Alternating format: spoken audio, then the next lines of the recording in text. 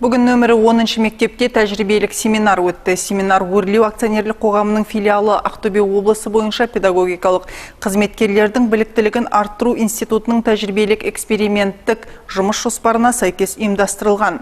Білім беру мазмұнын жаңарту жағдайында креативті педагогтың ішкі ұмтылысын дамыту тақырыбы қамтылған шараға аталған институттың кафедра оқытушылары мен облыстың бастауыш сынып мұғалімдері қатысты.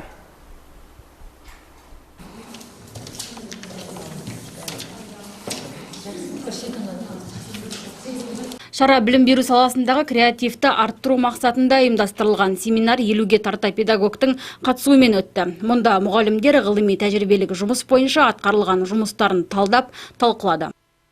Осы облыс мектептерінің ішінде ғылыми тәжірибелік жұмыстарға тартылған 20-дан астам мектеп бар.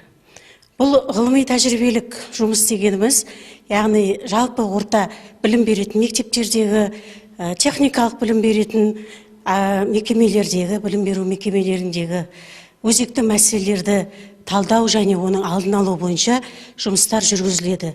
Яғни бірнеше мектептер эксперименттік модульге енеді де, сол бойынша қорытынды жасалып, нәтижесі мектеп бойынша үрдіске енгізіледі.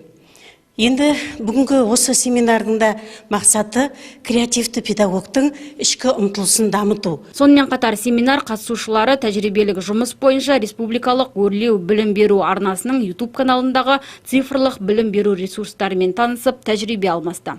Ақбота Мұхамбетәлі, Алексей Оразов, Тәулік.